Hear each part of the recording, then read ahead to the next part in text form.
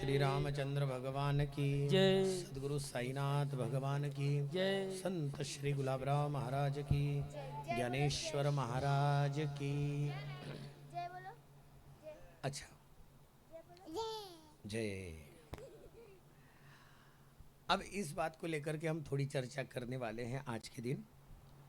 जो चर्चा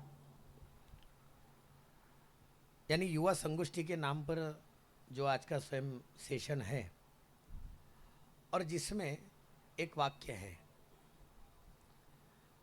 प्रश्न हमारे यानी संसार के और उत्तर धर्म का। धन्यवाद। वो काले रे कीर्तन में काला रे कीर्तन में।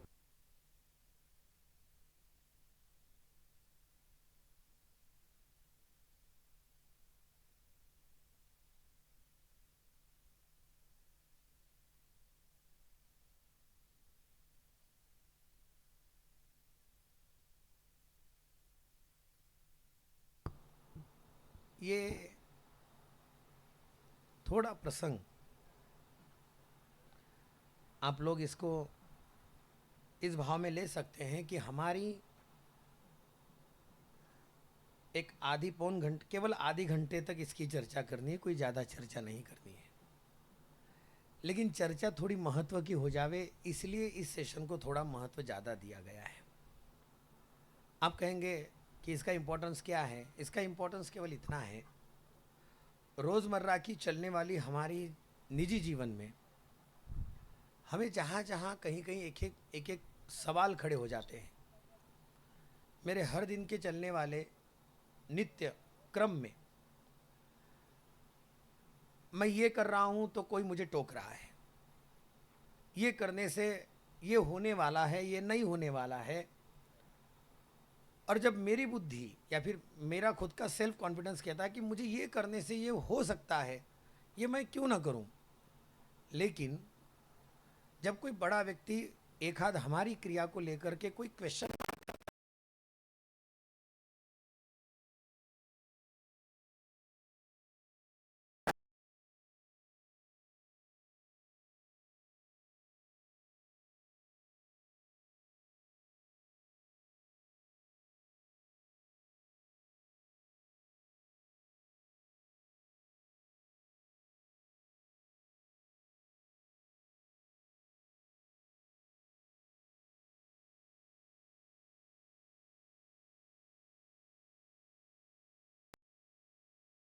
है, दादी अपनी, हाँ ठीक है, ओके, दादी अगर अपनी गोद में बिठा करके पूजा कर रही है, वो बच्चा स्वयं इस बात को पूछता है कि दादी ये तुम क्या कर रही हो? दादी कहती है मैं भगवान को स्नान करवा रही हूँ। अब भगवान को स्नान करवा रही है तो ये बात जब बोली जाती है तब दादी की मुंह से निकले वाली बात अब बच्चे के मुंह में या फिर बच्चे के दिमाग में इस प्रकार से एकदम से नहीं आती। उसके दिमाग में एकदम क्वेश्चन आता है, भगवान कौन? उसके मन में एक बात आती है, ये है कौन? फिर दादी कहती है अरे ये जो कान्हा जी है ना, इनको कान्हा जी कहते हैं, जो छोटे से है ना इनको कान्हा जी कहते हैं। वो कहता है कान्हा कौन? पहले हुआ भगवान कौन, उसके पश्चात कान्हा कौन? अब वो दादी कहती है अरे ये मूर्ति है ना, जो अब ये बोलते बोलते उसके ही समझ में नहीं आ रहा है, दादी के ही खुद के समझ में नहीं आ रहा है कि ये भगवान है कौन। और जब एकदम 2-3 बार ये क्वेश्चन आ जाते हैं ना, तब वो दादी एकदम चिढ़ करके बोलती है जा थने तो और कोई काम को नहीं, तू निकल हटो। अब जिस समय पर वो बच्चा वहां से निकल गया, उसका क्वेश्चन वैसा का वैसा रह गया। उसके मन में भगवान कृष्ण ये है क्या, ये उसका समाधान नहीं हुआ। ये केवल मैं छोटे बच्चों की बात कह रहा हूं ऐसा मत समझना। ये सवाल, ये क्वेश्चन आज बड़े बड़े बच्चों का भी है। उनके दिमाग में सबसे पहले ये बात आती है कि ये भगवान है क्या। यानी आपकी और लैंग्वेज में अगर मैं कहूं तो what is the God concept, क्या है कंसेप्ट। और कंसेप्ट में लेकर के फिर एक चर्चा चलती है, गॉड इसे कहते हैं, गॉड उसे कहते हैं, कृष्ण कहते हैं, राम कहते हैं, विट्ठल कहते हैं। और फिर एक बात और हो जाती है इसमें, सबसे बड़ा और एक बवाल ऐसा मच जाता है, फिर राम को भी भगवान कहा जाता है, कृष्ण को भी भगवान कहा जाता है, शंकर को भी भगवान का। और जिसने जिसने कौन सी एक फिल्म आई थी अभी बीच में, ओ ओ माय गॉड, 1 और 2, है ना, लेकिन पहले वाली ने बवाल मचा दिया था। अब वो इतना बवाल मचाया था कि मुझे पहले वो पिक्चर देखनी पड़ी और उसके बाद में उसका समाधान मुझे निकालना पड़ा। आप जानेंगे, सवाल उस पिक्चर को देख करके मेरे मन में जो लोग सवाल पूछ रहे थे ना, उस पिक्चर को देख करके मुझे लगा ये थर्ड क्लास बात हो गई, क्योंकि उनके कंसेप्ट जिस विचारधारा को लेकर के चल रहे थे, जिन विचारों के साथ में चल रहे थे, वो सबसे अलग थे। और इसीलिए मुझे तब पता चला, तब मेरे दिमाग में एक बात और आई कि लोग अपने धर्म ग्रंथों को न पढ़ते हुए अपने धर्म को जानने की इच्छा करते हैं। तब इस बात को लेकर के थोड़ा सा एक बात हुआ, जिसने अपने धर्म को नहीं समझा वो ऐसे पिक्चरों के ऊपर विश्वास रख करके अपने हिसाब से धर्म को बना लेते हैं। और फिर क्या होता है मालूम है, फिर उस प्रकार से हमारा मन, हमारी बुद्धि वही विचार कर करके, जैसे सीधी सीधी बात है, मैं आपको एक मेरे खुद के जीवन का एक छोटा सा अनुभव बताता हूँ, छोटा सा। मैं कोई इतना बड़ा आदमी नहीं हूँ, लेकिन फिर भी मैं आपको एक मेरे जीवन की, मैं 9वीं में था, 8वीं में कि 9वीं में था शायद। अब 8वीं 9वीं में 97 6 ऐसा कुछ था। अब गांव में उस समय पर लाइन वगैरह कुछ ज़्यादा नहीं रहती थी, लेकिन मंगलवार के मंगलवार एक पिक्चर आता था, मंगलवार के मंगलवार दोपहर में। हाँ, उसमें एक दिन पिक्चर आया डॉक्टर बाबा साहेब आम्बेडकर। अब वो पुरानी पिक्चर आप देखेंगे। अब आम्बेडकर जी के जीवन में उनके खुद के घर में ही लाइन नहीं थी, तो वो जाकर के क्या किए कि म्यूनसिपल पार्टी के एक खंबे के नीचे जाकर के उन्होंने पढ़ाई शुरू की। वहाँ पढ़ाई नहीं हुई, थोड़ी बहुत 2-3 दिन, 4-5 दिन, 8-10 दिन चली। कुछ लोगों ने आकर के उनको वहाँ से हटाया। तो एक छोटे से, ज्याला मराठीमध्ये खूप चांगला आहे, रॉकेलच्या टेंब्याखाली, रॉकेल के एक दिए के नीचे उन्होंने पढ़ाई शुरू करना किया। मैंने वो पिक्चर देखी, मैं इतना इंस्पायर हुआ। रात्रि के समय पर मैंने घर में जाकर के अपने लाइट बंद किए और एक दिया लगा करके उसको जैसा का तैसा पढ़ना शुरू किया। मुझे लगा कि मैं भी वैसा ही बन जाऊं। मैं केवल इसलिए कह रहा हूं ये, वो कंसेप्ट एक पिक्चर से मेरे दिमाग में आई, वो 2-4 दिन चली, फिर अपने आप में निकल गई।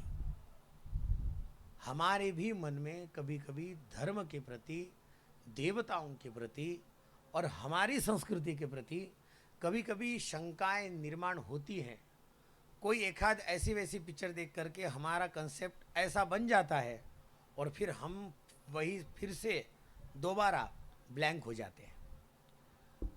ये संगोष्ठी का मतलब किस लिए रखना आवश्यक था, यानी आवश्यक क्यों है कि थोड़ी बहुत क्यों ना हो, लेकिन धर्म की जो कोई जानकारी अपने पास में है, हमारे पास में है, और धर्म का जितना जितना अच्छा ज्ञान हम हमारे पास में ले लेंगे, हम हमारे जीवन में उतने ही क्लियर रहेंगे और क्लियरता के साथ साथ अपने जीवन को, जिसे कहते हैं कि मैनेज कर पाएंगे। और जिसको जीवन को मैनेज करना है उसको अपने जीवन में इन धर्म तत्वों के आधार, यानी मैं आपको कह रहा हूँ कि केवल आप भगवान भगवान ही करो, ऐसा नहीं कह रहा हूँ। 2 मिनट के लिए इस सेशन में आप इस बात को थोड़ा समझ लेना। ये सेशन में, इस सत्र में केवल मैं आपको भगवान के बारे में ही बताऊंगा ऐसा नहीं है। आपको जो पूछना है आप पूछना। आपके निज जीवन के, केवल निज जीवन में जो क्या मंत्र करना है, क्या पाठ करना है, ये बाद में देखेंगे। पहले हमें कुछ डेली मेरे जीवन के लिए लगने वाली कुछ बातों को लेकर के मुझे स्वयं क्या करना चाहिए और क्या नहीं करना चाहिए, what I do and what I doesn't, ये जब तक क्लियर नहीं हो जाएगा तब तक के कुछ बातों को लेकर के हमारा मन शंकाओं से भरा रहेगा। बस आज का एक सेशन, ये आधे घंटे का सेशन केवल इसी बात को लेकर के है कि मुझे क्या करना उचित है और क्या करना उचित नहीं है, और जिसको लेकर के मेरा एजुकेशन, मेरी शिक्षा, मेरा अंतर्मन मुझे पूर्ण रूप से क्लियर रखे, और उस समय पर मेरे मन में वो कर्म करते समय पर कोई भी शंका न रहे, कोई संशय नहीं रहे। मैं क्लेरिफिकेशन के साथ में इस बात को रखूं कि जो मैं कह रहा हूं वो धर्म के आधार पर भी है, मेरे संस्कृति के आधार पर भी है, और जिसको करने से मुझे आई गॉट माई सक्सेस। क्योंकि आजकल हमारी पीढ़ी और अपनी पीढ़ी सबसे ज़्यादा भागदौड़ कहाँ कर रही है? सबसे ज़्यादा भागदौड़ कर रही है सक्सेस के पीछे। वो सक्सेस सामने गड्ढा है, जाकर के हम गिर सकते हैं, उसका भी विचार न करते हुए हम केवल दौड़ रहे हैं। ये दौड़ना कितना उचित है, कितना गलत है, कितना सही है, इसके बारे में थोड़ी सी चर्चा करनी है। ज़्यादा कुछ नहीं, लेकिन मैं तो बिल्कुल कॉन्फिडेंट, मैं इसलिए कॉन्फिडेंट हूँ कि अपने धर्म तत्वों के पास और ग्रंथों के पास इन सारे प्रश्नों के जवाब तैयार हैं। इसलिए हो सके तो स्टार्ट करते हैं थोड़ा सा। अगर हो आपके मन में कोई सवाल, कोई ऐसा तो उसको लेकर के थोड़ी चर्चा करते हैं। ज़्यादा कुछ नहीं, मैं आपको धार्मिकता नहीं ज़्यादा बताऊंगा, मैं आपको बताऊंगा धर्म ही।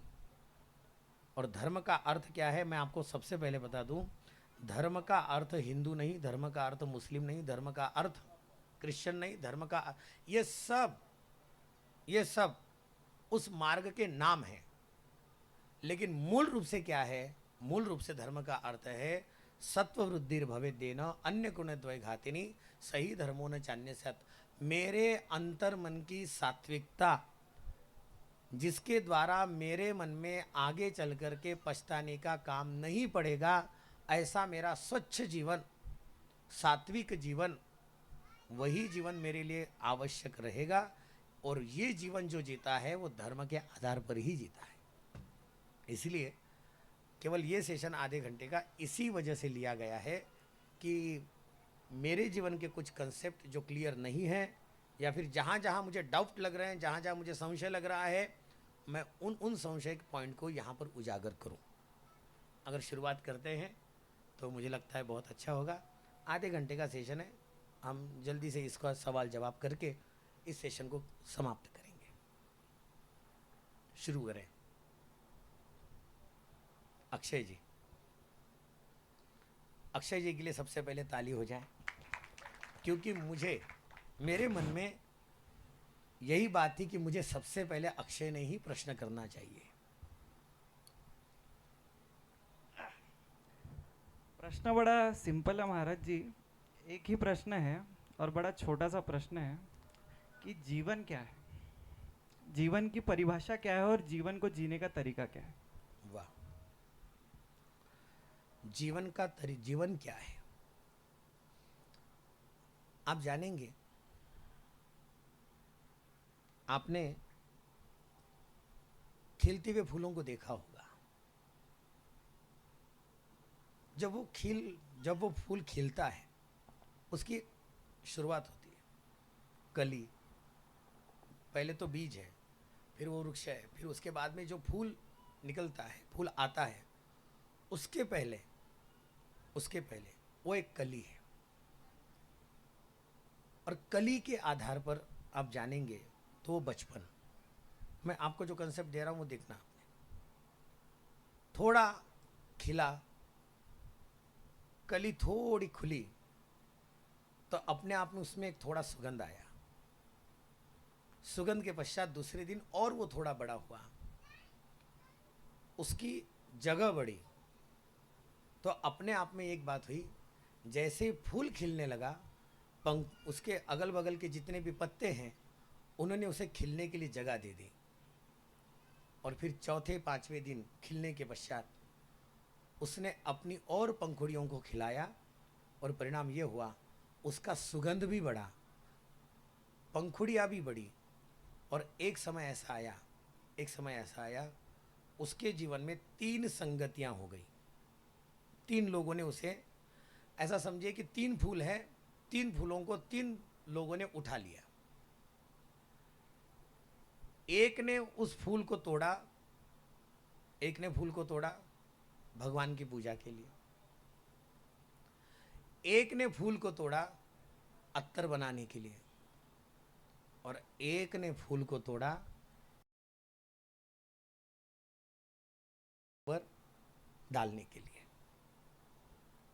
फूल वही है, फूल वही है, लेकिन जिसने भगवान के लिए चुना वो फूल हो गया सुमन, वो फूल हो गया सुमन।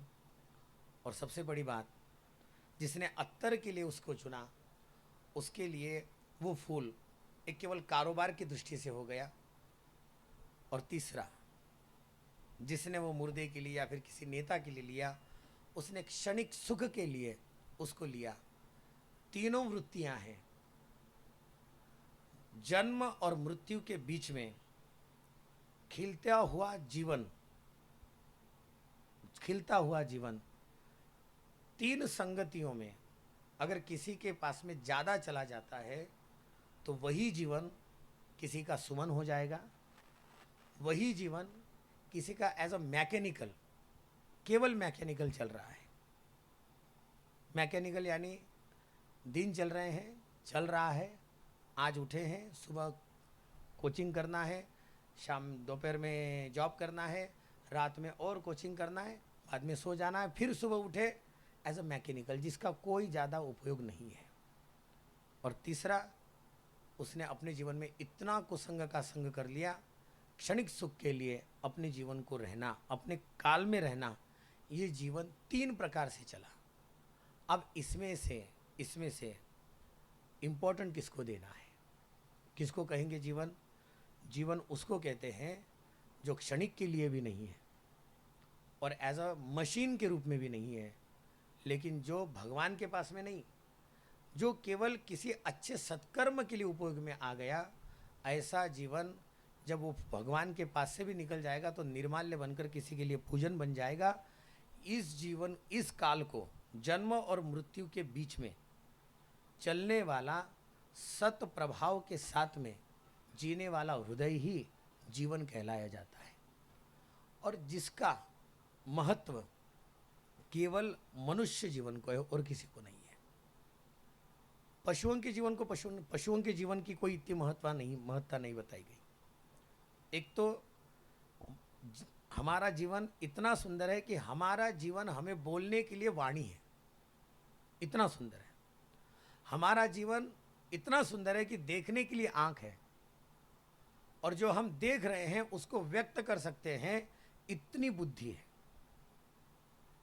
पशु के जीवन में वो देख भी सकता है लेकिन व्यक्त करने के लिए वाणी नहीं है, और जो देखता है और व्यक्त करता है तो उसको समीक्षण करने के लिए उसके पास में बुद्धि भी वो नहीं है। महाराज जी, मैं चाहूँगा कि इसको आप थोड़ा मॉडर्न तरीके से समझाएं ताकि और। ताकि हमारी जो ऑडियंस है वो समझ पाए अच्छे से। अब जीवन को लेकर के मॉडर्निफिकेशन के लिए हिसाब से अगर देखा जाए तो एक ही बात ध्यान में रखने जैसी है, जिसको जीते समय पर जन्म हुआ और मृत्यु हुआ, इसके बीच को आप लाइफ कहेंगे, बराबर, इसके बीच को लाइफ कहेंगे। अब ये लाइफ मेरी जितने साल की है, जितना मेरा साल है, जितने मेरे, जिसे कहते हैं कि एज है मेरी जितनी, अब उतनी एज में मेरा प्रेजेंटेशन समाज के लिए, लोगों के लिए और मेरे खुद के लिए सेटिस्फाई वाला रहा क्या? सबसे पहली बात, जो सेटिस्फाई के लिए जो मुझे केवल सेटिस्फाई कर सके, ऐसा मेरा वो समय रहा क्या, काल रहा क्या?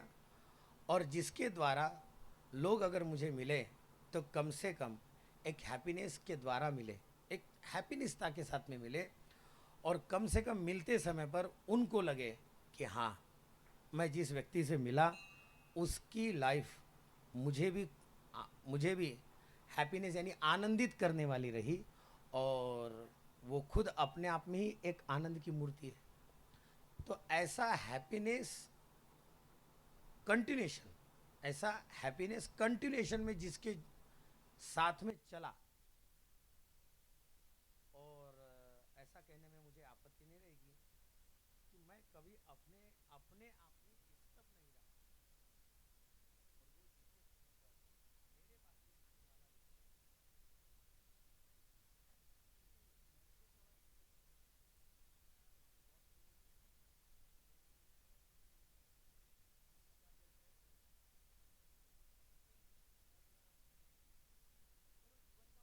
आने वाला जो आपको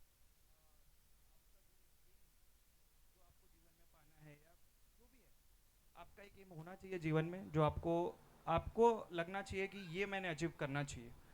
वो नहीं होता है काफ़ी लोगों के पास, और काफ़ी लोग बस जीवन में उलझ जाते हैं, ऐसा मुझे लगता है, जो मैंने देखा है। सही सही है। सिर्फ उलझ जाते हैं, कभी वो बैठ के ये नहीं सोचते कि हम कर रहे हैं ये तो क्यों कर रहे हैं। अभी सबसे पहले तो एक बात मैं आपको बोलूं अक्षय जी, अभी फिलहाल में लोग बैठना ही नहीं चाह रहे, सब लोग दौड़ना चाह रहे।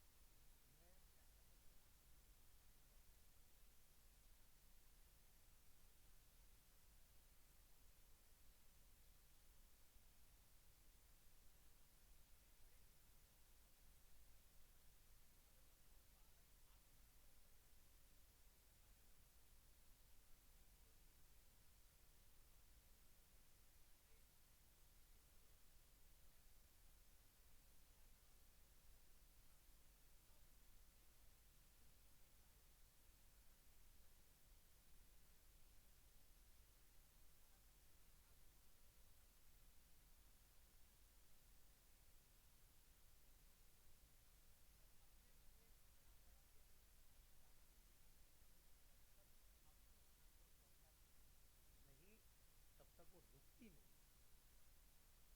फिर चाहे उसको बीच में कितने ही पड़ाव, बीच में कितने गंभीर पड़ाव क्यों ना आ जाए, संकट आ जाए, वो छोड़ती नहीं है वो दाना। उसका कारण क्या है? उसके पास में एम है, उसको उस शक्कर के दाने को लेकर के जाना है। दास और कुछ नहीं कहेगा, आप और हम सब लोग छोटे से सीध पे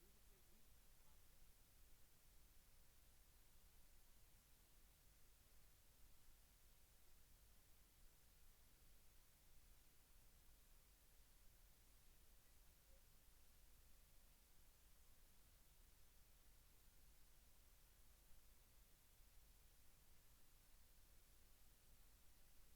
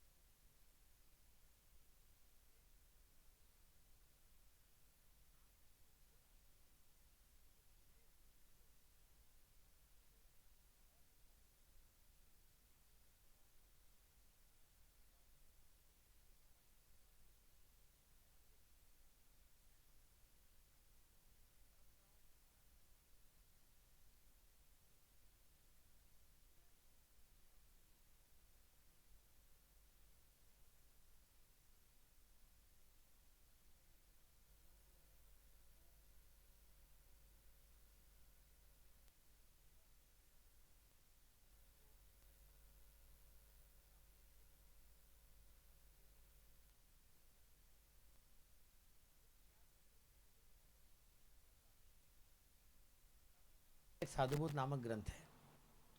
उस ग्रंथ में महाराज को प्रश्न पूछा गया, सत्कर्म क्या है, अच्छा कर्म किसे कहते हैं?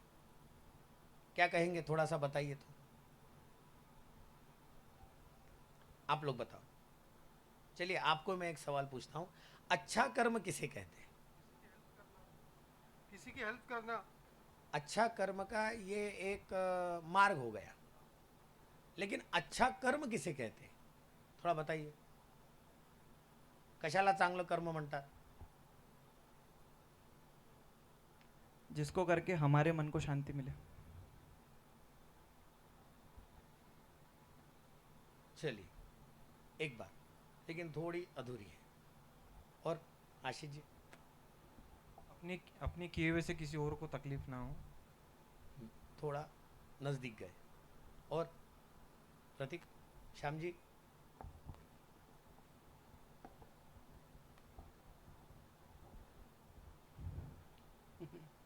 वही है जो आशीष ने बोला वही। और एनीवन? मैं आपको बताऊं, अच्छा कर्म वो है जिसको करने से मुझे पछतावा ना हो। पछतावा नहीं होगा तो शांति मुझे अपने आप मिल जाएगी। अच्छा कर्म वो है जिसको करने से मुझे पछतावा नहीं होगा कि ये मैंने गलत कर लिया। और ध्यान में रखना, बहुत बार हम अपने हाथों से ऐसे काम कर लेते हैं कि रात रात भर पछताते रहते हैं कि ये मैंने क्या कर दिया। ये पछताना जीवन का समय बर्बाद करता है। और हम बहुत बार ऐसा पछता करके अपना समय बर्बाद करते हैं। यो मैं कहीं करना क्यों, कहीं हुई को मारे, मैं नहीं चाह रहा था लेकिन हो गया, लेकिन पछताने का काम पड़ गया। ये एक बात। चलिए नेक्स्ट।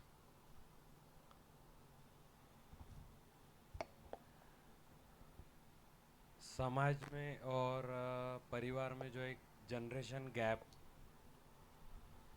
हाँ, बात करने में, धार्मिक इसमें या सामाजिक इसमें, उसमें एक सबसे बड़ी बात यह है, जनरेशन जो गैप पड़ा हुआ है अभी अभी लग रहा है ना आपको, उसमें सबसे बड़ी एक बात ऐसी है, जनरेशन गैप में जो आने वाली पीढ़ी है, पहली बात तो हमारे संस्कृति की क्या क्या पॉइंट्स है उसके बारे में अनभिज्ञ है। इसलिए उनको बहुत बार ऐसा हो जाता है कि भगवान को तिलक लगाने के पश्चात अगर पंडित जी हमारे माथे को तिलक लगा रहे हैं तो कभी कभी ऐसा लगता है, मुझे ऐसा लगता है, देखना एक बात, वो बात ऐसी लगती है कि तिलक लगाना आवश्यक ही है क्या? एक बात, ये एक फॉर एग्जाम्पल मैंने दिया है सिर्फ आपको, ये कोई विशेष बात नहीं है लेकिन मैं एग्जाम्पल दे रहा हूँ। अगर मोली बांधी है तो इतना बांधने की आवश्यकता है क्या? लेकिन पहले आप उस बात को तो समझो, इसके पीछे कंसेप्ट क्या है। एकदम शंका लेकर के बात मुझे पता नहीं है, उसके पीछे क्या कंसेप्ट है ये मुझे पता नहीं है, लेकिन मैंने एकदम ना कह दिया, होगा क्या? आपको मालूम है, माथे पर तिलक लगाने के पश्चात जब कोई बीच में माथे पर तिलक लगाता है ना, तो यहाँ पर एक ब्रेन का सेंटर पॉइंट है जो कि आपकी ऊर्जा को गतिमान रखता है। आप जानेंगे शरीर इतना सेंसिटिव है, किसी को यहाँ पर आदत है क्या दांतों से नख को खाने की? अगर होगी तो मैं एक सीधी सीधी बात बताऊं, बहुत बार दांतों से नख को खाते खाते एकदम यहाँ के कभी कभी एक हाथ मांस को भी हम निकाल देते हैं। अब उतने समय के लिए वहां से थोड़ा सा रक्त भी निकल जाए, ठीक है, हम उसको थोड़ा सा देख लेते हैं, फिर उसके पश्चात हम थोड़ा सा बगल में हो जाते हैं। शाम के समय पर आप देखेंगे उसी जगह पर जो ब्लड था उसके ऊपर एक थोड़ा सा थिन लेयर बॉडी का आ गया है। कैसे आया? ये किसने किया? आपने कभी उसके बारे में विचार किया है क्या? हमने विचार ही नहीं किया, हम वो चबाते गए, एकदम खून निकला, 2 मिनट के लिए थोड़ा सा उसको देख लिया, उसके बाद में भूल गए। ये आया कहाँ से? इसका मतलब ये है हमारी होल बॉडी सेंसिटिव है, और वो इतनी सेंसिटिव है कि आप जो कोई क्रिया करते हैं उसको वो स्वयं भुगत रही है, उसको भुगत रही है। आप जानेंगे माथे पर जो तिलक लगता है, वो तिलक लगते बराबर बॉडी के पूरे ऊर्जा स्थान मस्तिष्क की आज्ञा को मानना शुरू कर देते हैं। मेरी भाषा आपको ध्यान में आ जाएगी ना? ब्रेन को वो ब्रेन की ऑर्डर मानना शुरू कर देते हैं। आप जो कुछ करेंगे आपको यहां से ऑर्डर मिलता जाएगा। और आप जानेंगे जब यहां पर एक ऊर्जा संचय होता है ना, यहां का ब्रेन का जो ऊर्जा संचय होता है ना, उसमें मैंने अभी इन सारी बातों को 15 दिन के जो दवा खाने के मेरे एक्सपीरियंस थे, उस हॉस्पिटल के एक्सपीरियंस में मैंने इस बात को जाना, केवल ब्रेन में और उससे भी छोटे ब्रेन में, केवल ब्रेन बड़े वाले नहीं, छोटे वाले ब्रेन में कितनी छोटी छोटी वेन्स हैं, जो वेन्स हमारे जिसको कहते हैं कि ये जो ब्रह्मरंध्र है ना, एक ऊपर वाला, और जो ऊर्जा का स्तोत्र यहाँ पर है, यहाँ पर उनका पूरा का पूरा सेंटर है, और वो फ्लो करता है ब्लड को, फ्लड करता है, फ्लो बढ़ाता है। जैसे ही तिलक लगाए उसका फ्लो बढ़ने लगता है, व्यापक हो जाता है। इसलिए आप जानेंगे कभी कभी जिसका तिलक 30-30 साल का चल रहा होगा, उसको ज़्यादा विस्मरण नहीं होता, कभी कभी ज़्यादा विस्मरण नहीं होता, उसका स्मरण चलते रहता है। और आप जानेंगे जिसके माथे का तिलक कंटिन्यूशन में चलता है, उसको अंतिम समय में स्मृति बहुत ज़्यादा रहती है, उसकी बुद्धि विस्मृत नहीं होती, यानी वो भूलता ज़्यादा नहीं है। इसका जीता जागता उदाहरण अगर अभी कोई है तो वो पूज्य बाबूजी है। मैंने बाबूजी के 2 दिन के केवल उनके साथ में बैठने मात्र से उन्होंने मुझे अपने जीवन के 70 साल के एक्सपीरियंस को, अनुभव को, एज पूरा का पूरा साल डे बाय डे कैसा कैसा किया, क्या क्या किया, कौन से साल में क्या क्या किया, क्या क्या हुआ, क्या, ये सब उन्होंने बताया। ये 94 की एज है। कैसे आया होगा, कहाँ से आया होगा? आपने इसके बारे में विचार किया कभी? मैं आपको नहीं तो बताऊं, 62 का व्यक्ति 2 रिश्तेदारों के बाद में तीसरे रिश्तेदार को पूछता है, सच में बताओ, थोड़ा सा मेरे को ध्यान में नहीं आ रहा, आप है कौन, जरा मुझे बताइएगा। बताना पड़ता है। इसका कारण क्या मैं बताऊं आपको? बस एक, मैं भटक नहीं जाऊं, सबसे पहला जो मैं कर रहा हूं उसके पीछे कंसेप्ट क्या है, साइंटिफिक रीजन क्या है, पहले उसको समझ ले, उस संस्कृति को थोड़ा सा समझ ले। और सामने वाले अब जो जनरेशन गैप मैं आपको बता रहा हूं, उसके पीछे जनरेशन गैप ये है, बड़े जो होते हैं ना, उनके दिमाग में एक पहले तो बात ये भरी रहती है कि इनको कुछ समझ में नहीं आ रहा। अब कभी कभी क्या होता है कि हमारी एज के हिसाब से कुछ बातों को हम स्वीकार करेंगे नहीं करेंगे, तो कभी कभी स्वभाव के आधार पर कुछ लोग हमें स्वीकार भी कर लेंगे, लेकिन बहुत से लोग अस्वीकार ही करते। उस समय पर जो डिस्ट्रैक्शन चलता है, एक तो आधुनिकता का और दूसरा बुजुर्गों के जीवन का, उनका अनुभव उनके उन सालों को लेकर के चलता है। इसलिए हम जैसे लोग इस बारे में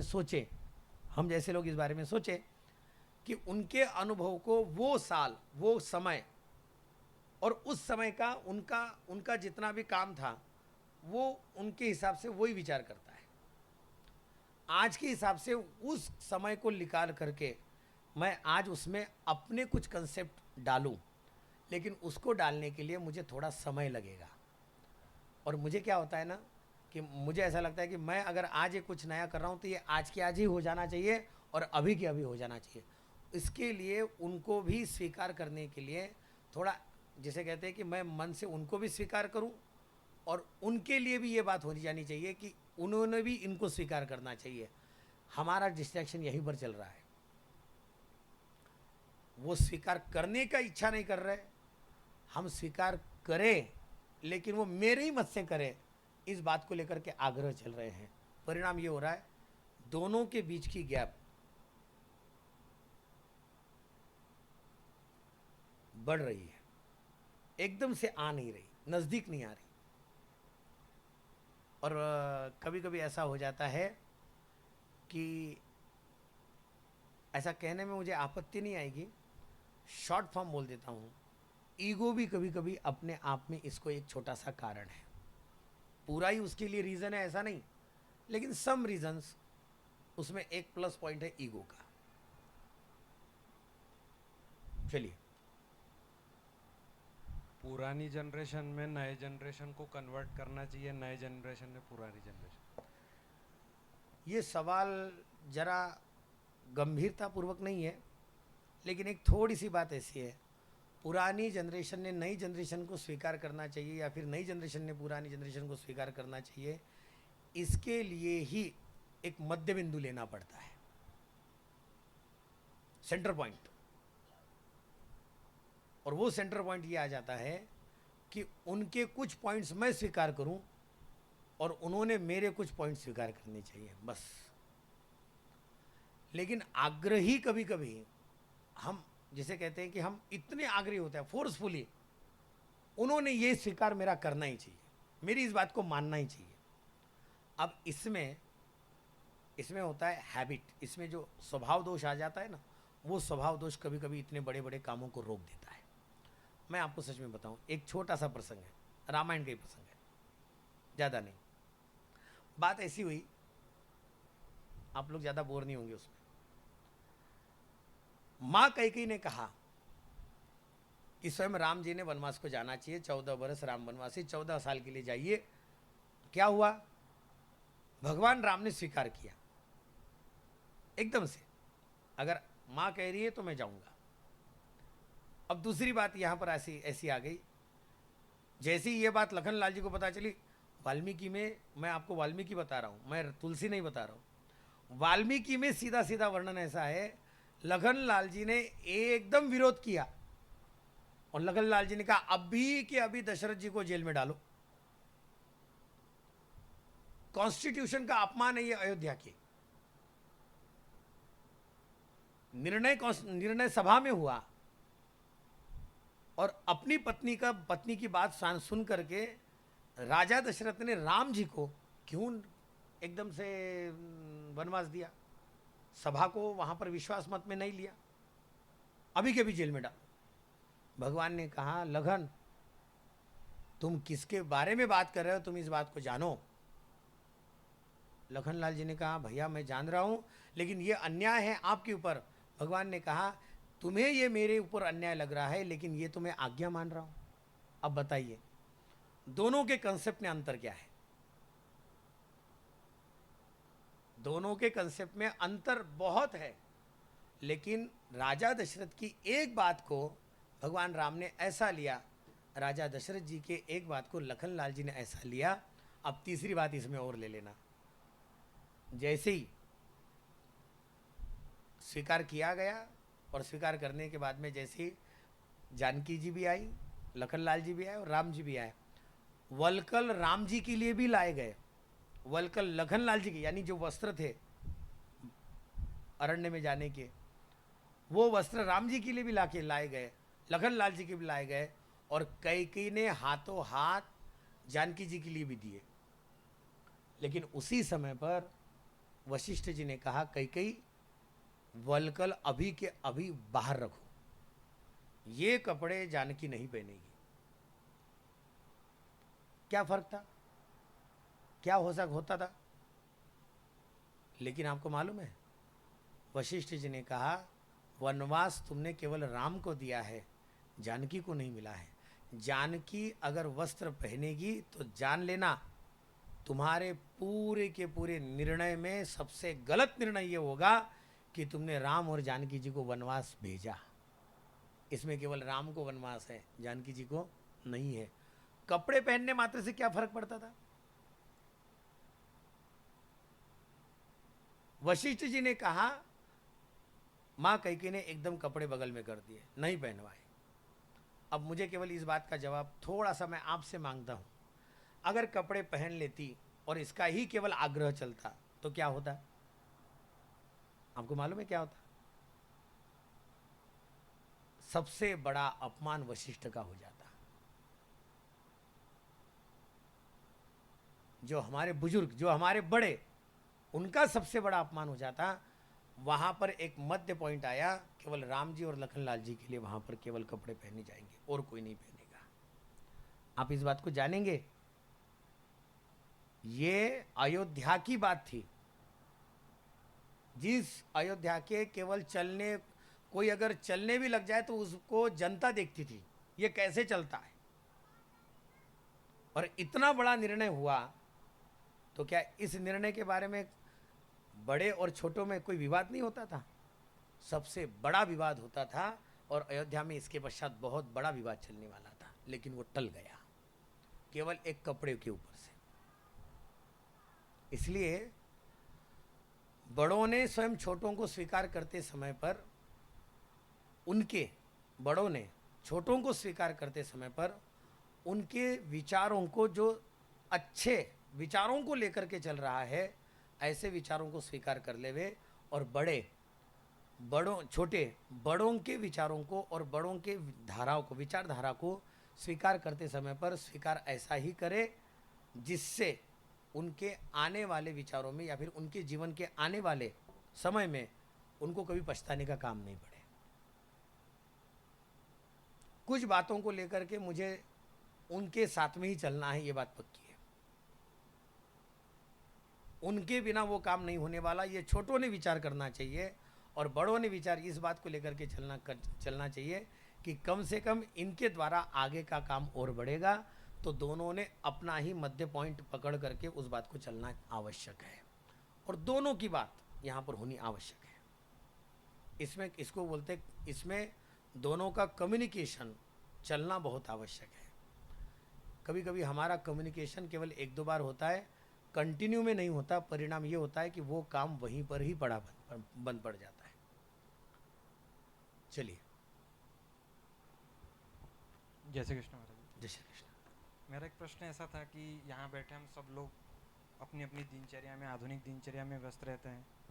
कोई नौकरी में, कोई व्यवसाय में, कोई पढ़ाई में, कोई माता बहनें अपनी दिनचर्या, रसोई घर की सब दिनचर्या में हैं। इस बीच भगवान को पाना हो या अध्यात्म को समझना हो तो क्या इसी मार्ग पे चलना जरूरी कि रोज़ कंठी पहनना है, रोज़ भगवान के दर्शन करना है, ठाकुर जी की सेवा करना है, कोई कथा सुनना है, कोई स्पिरिचुअल गुरु को सुनना है? कोई संत कहते हैं एक लोटा जल हर समस्या का हल, कोई संत कहते हैं कि आप ध्यान करो, कोई संत कहते हैं कि आप इस ग्रंथ का पाठ करो। तो क्या इसी मार्ग पे चलने से भगवान हमें मिलेंगे? क्योंकि आधुनिक दिनचर्या में सब कोई अपने अपने हिसाब से समय निकाल सकता है। तो इस बीच का रास्ता क्या है कि युवा पीढ़ी भी और अपने अपने दिनचर्या में व्यस्त रहते हुए भी हम इस चीज़ को समझ सकें? बहुत सही एक सवाल है, क्योंकि आजकल जिस प्रकार का एक माहौल बन गया है, युवा पीढ़ी के लिए बहुत बड़ा कन्फ्यूजन है। और कन्फ्यूजन इस बात का लेकर के चल रहा है कि मैं अभी जिस हाल में हूँ, कोई कहता है कि तू तुलसी नहीं पहनता तो तू अच्छा नहीं है, तू माथे पर तिलक नहीं लगाता, क्यों नहीं लगाता, उसके बारे में कोई आ जाता है। तू मंदिर में क्यों नहीं जाता, तू जाकर के एक बार क्या थोड़ा दर्शन तो कर लिया कर, फोर्सफुली। आपको एक बात मैं इसमें और एक बिल्कुल सच्ची बात बता दूं। युवा पीढ़ी को महाभारत की दृष्टि से, मैंने आपको पहले कहा, महाभारत इसमें एक बात बहुत अच्छे से कहता है। अगर मेरा जीवन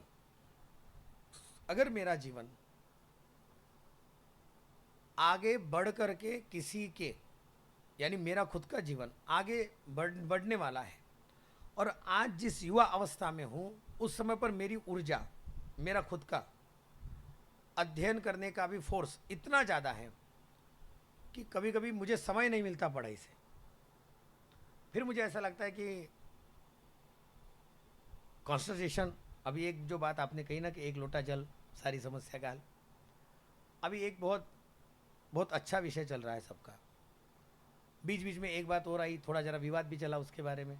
आप केवल एक बिल्व पत्र रख दो और बस पास हो जाओगे। एक बात ध्यान में रखना, मैं आपको बस सच्ची बताऊं, ये करने से ये नहीं होने वाला, ये करने से आप पास ही हो जाएंगे, ये नहीं होगा।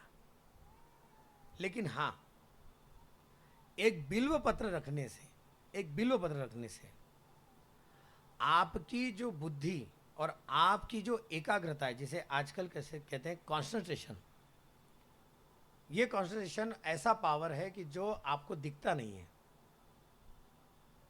किसी ने देखा है कॉन्सेंट्रेशन को जैसे दिखाई पड़े ऐसा कुछ? कंटिन्यूएशन, पढ़ाई का कंटिन्यूएशन,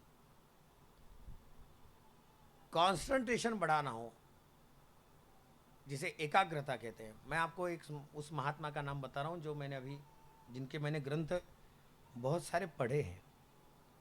वो है संत श्री गुलाबराव महाराज।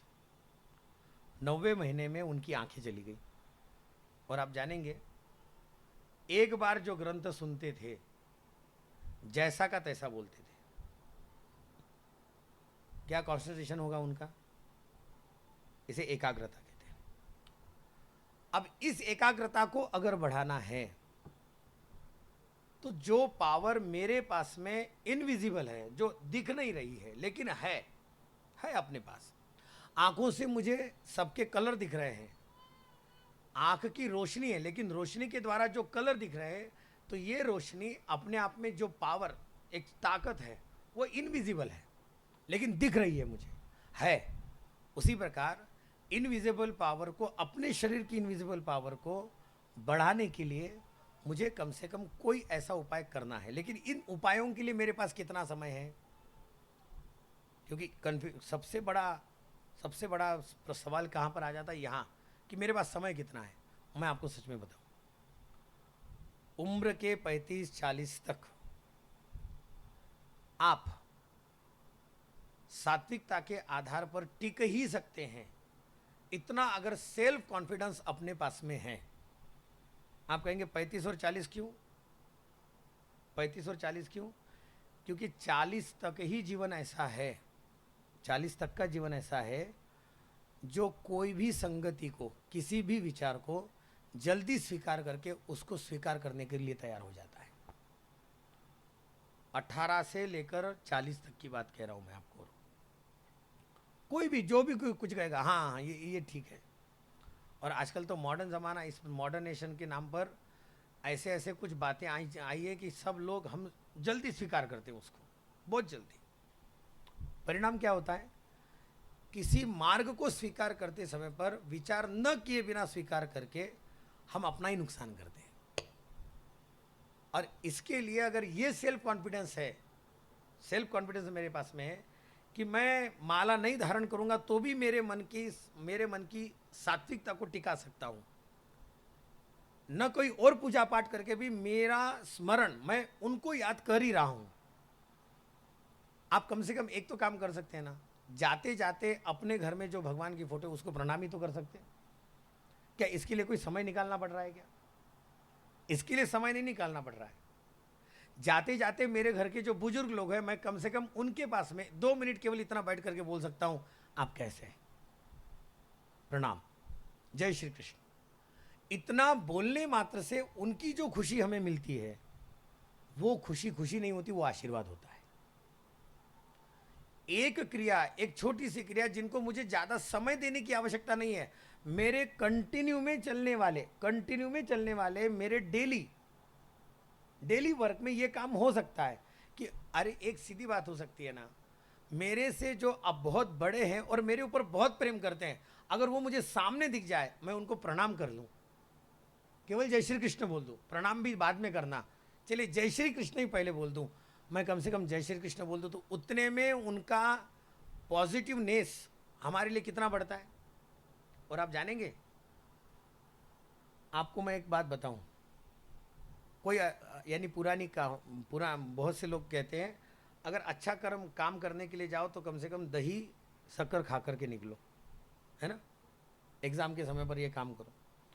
और कोई अच्छा काम आपका सुधरने वाला है, इसके लिए आपको लक्षण क्या बताते कभी कभी कि कोई एक आध महिला आकर के, कोई महिला अगर पानी का भरा हुआ पूरा घड़ा लेकर के आती है ना, तो एक काम करो उसमें चिल्लर पचड़ा। अब ये क्रिया क्यों है मालूम है आपको? केवल पॉजिटिविटी बढ़ाने के लिए, केवल पॉजिटिविटी बढ़ाने के लिए। अपनी पॉजिटिविटी बढ़ा करके हमारी जो ऊर्जा है शरीर की, जिन आशीर्वाद के द्वारा, जिस खुशी के द्वारा वो बढ़ रही है, उसके द्वारा मेरा आत्मबल बढ़ता है। और जानेंगे हमारी युवा पीढ़ी को अभी फिलहाल में सबसे ज़्यादा अगर किसी बात की आवश्यकता है, सेल्फ कॉन्फिडेंस की। सेल्फ कॉन्फिडेंस होना बहुत आवश्यक है। मैं वही बात बोल रहा हूं आपको, what I do and what I doesn't, इसमें ही हमारा आधा जीवन जा रहा है।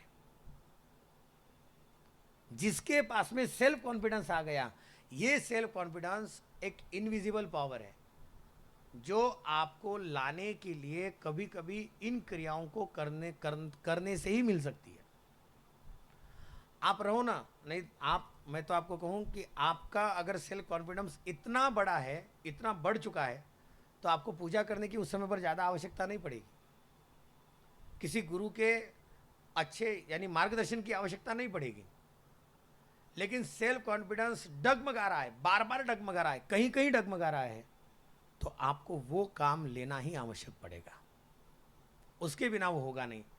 और फिर होता क्या है, आप कहेंगे फिर ये नहीं, उस समय पर हम इतने कन्फ्यूजन हो जाते हैं। अगर सेल्फ कॉन्फिडेंस नहीं रहा और गलत हो गए, परिणाम क्या होता है मालूम है?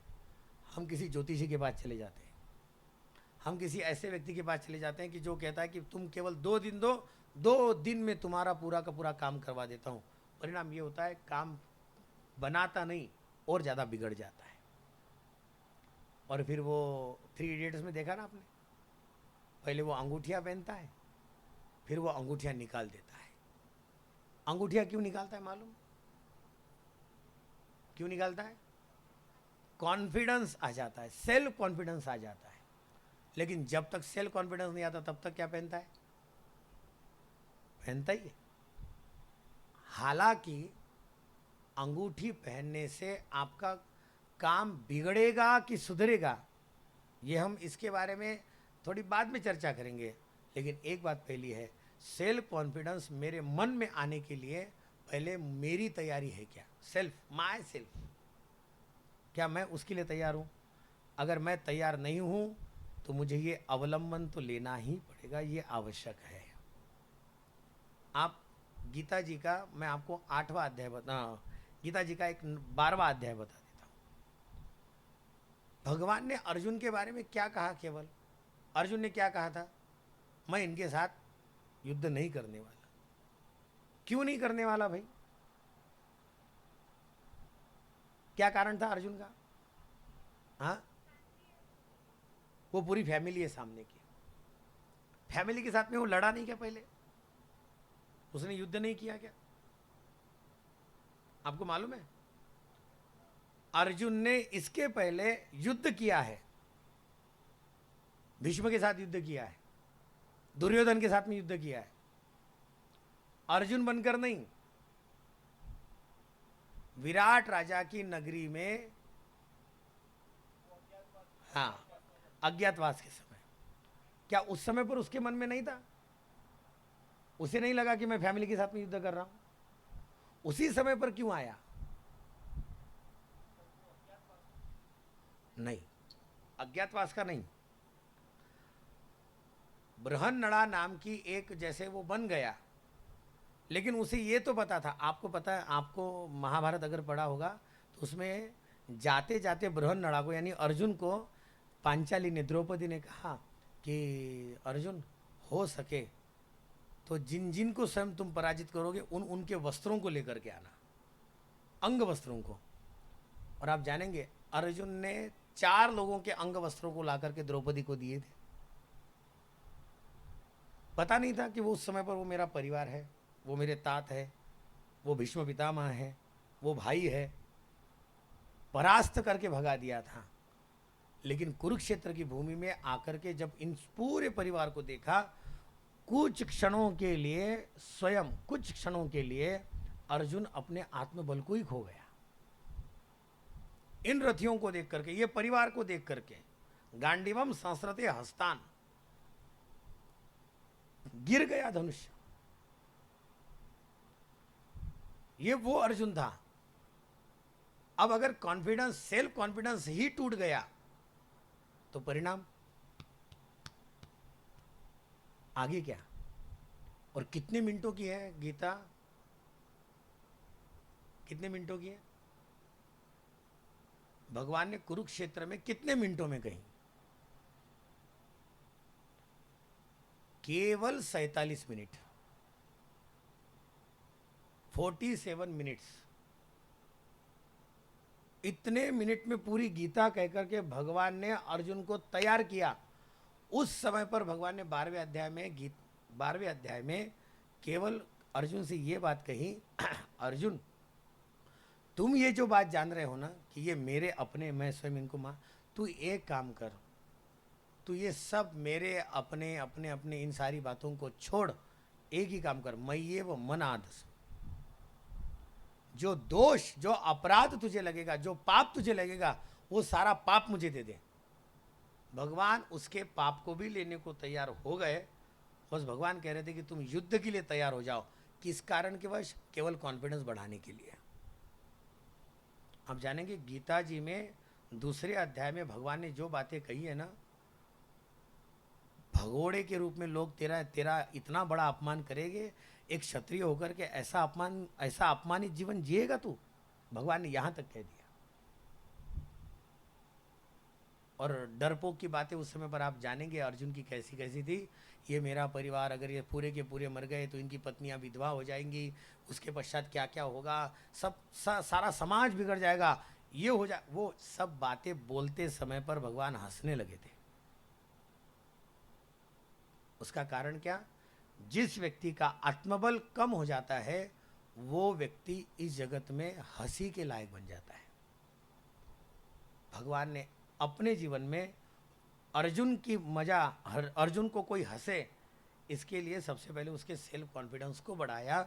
इसलिए गीता पढ़ने वाला अपने आत्मविश्वास को जागृत रखता है। फिर आप जानेंगे, फिर तो गीता पढ़नी चाहिए कि नहीं पढ़नी चाहिए। जिसके द्वारा सेल्फ कॉन्फिडेंस बढ़ेगा, जिसके द्वारा मेरा आत्मबल बढ़ेगा, क्या ऐसे शब्दों को मैं अपने जीवन में नहीं पढ़ूं? केवल शब्द मात्रेण वो प्रभाव कर जाती है। अगर किसी का शब्द मेरे मन को रुतता है यानी गलत लगता है, तो गीता का शब्द तो मेरे जीवन का उद्धार कर रहा है, केवल शब्द। इसलिए ये एक बात बहुत जरूरी है कि हम इन धर्म ग्रंथों के द्वारा, इन ग्रंथों के द्वारा अपने जीवन के कुछ ऐसे जो पावर मुझे पता नहीं है, जो ताकत मुझे मेरी पता नहीं है, इनके द्वारा वो ताकत, मैं उस ताकत के नज़दीक जाता हूँ और जिसके द्वारा मेरा ही सक्सेस होगा, जिसके द्वारा मैं ही सक्सेस होने वाला हूँ और उसके पश्चात मेरे साथ में आने वाला हर व्यक्ति सक्सेस हो सकता है। ये बात धर्म ग्रंथ करते हैं, ये बात हमारे धर्म चरित्र जिनके जिनके बने हैं वो लोग ये करते हैं। प्रतिकूलता में भी कैसे जीना 14 साल के वनवास में राम जी ने सिखाया।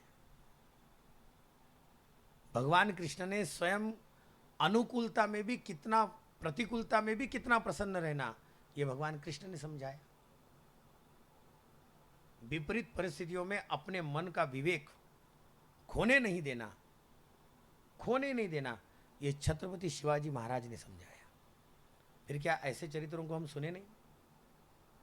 ये बार बार हमारे अंतर मन को तैयार करने वाले चरित्र हैं। और इसलिए मुझे तो ऐसा लगता है युवा पीढ़ी को गीता पढ़नी चाहिए, युवा पीढ़ी को, आपको और मुझे गीता समझनी चाहिए, आपको मुझे छत्रपति शिवाजी महाराज समझने चाहिए, और सबसे पहली बात आपको और मुझे राम भी समझने चाहिए। लेकिन केवल धर्म के नाम पर राम को लेकर के हम चलेंगे तो बवंडर कर लेंगे हमारा खुद का भी और समाज का भी। इसलिए राम को भी समझना, क्योंकि राम जी ने तो बहुत युवा अवस्था में क्या करना चाहिए राम जी ने बताया। बड़ों को प्रणाम करना चाहिए, बड़ों का आदर करना चाहिए, छोटों के साथ में व्यवहार कैसा कर, राम जी ने बताया है। जो मेरा है ही नहीं, जिसका मेरा दूर दूर तक कोई रिश्ता ही नहीं है, उसके साथ में मैं कैसी बातें करूं। निषाद राज के साथ में बात करते समय पर देखना आपने, निषाद राज को लगा कि जैसे राम मेरे ही मित्र हैं। मैं आपको बताऊं, आज आप और हम किसी के साथ में बात भी करें ना तो मित्रता का भाव प्रकट ही नहीं होता, अपनेपन का भाव प्रकट ही नहीं होता। अरे घर घर में हम बात करते हैं तो घर के लोगों को भी ऐसा नहीं लगता कि ये मेरा अपना है करके। कारण हमारा कम्युनिकेशन स्किल ही खराब हो गया। कनेक्टिविटी जो चाहिए हमारी इंटरनल, वो खत्म होती जा रही है।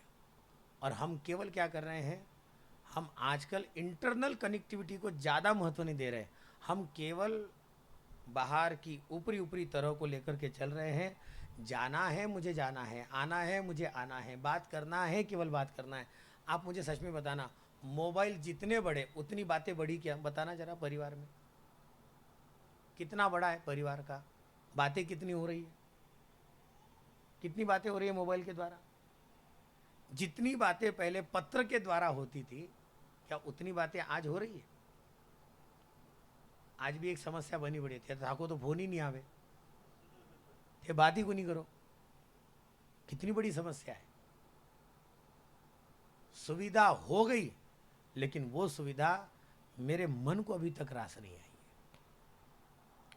और इसीलिए मेरा साधन, मैं अगर आधुनिकता में जी रहा हूं तो वो आधुनिकता का यंत्र मुझे मेरी सात्विकता को लेकर के चल रहा है क्या? मुझे इन सात्विक कर्मों को लेकर के चलना आवश्यक है ही। क्यों? क्योंकि इसके द्वारा मेरी पीढ़ी को भी आगे चल करके, आज आप और हम बहुत सुखी हैं, आज और आप और हम बहुत सुखी हैं। हमारे पीछे से आने वाली पीढ़ी को और देखना, आप जरा नज़दीक से देखना, बच्चों के हाथ के मोबाइल नहीं छूट रहे हैं। कितनी बड़ी समस्या है, हम छुड़ा नहीं पा रहे हैं। ये हमारा अपयश है, हम इसके तरफ ध्यान ही नहीं दे रहे। मोबाइल नहीं छूट रहा हमारा बच्चों का। सबसे बड़ी और दिक्कत तो ये है, मोबाइल देखते देखते बच्चे खाना खा रहे हैं और माँ खिला भी रही है।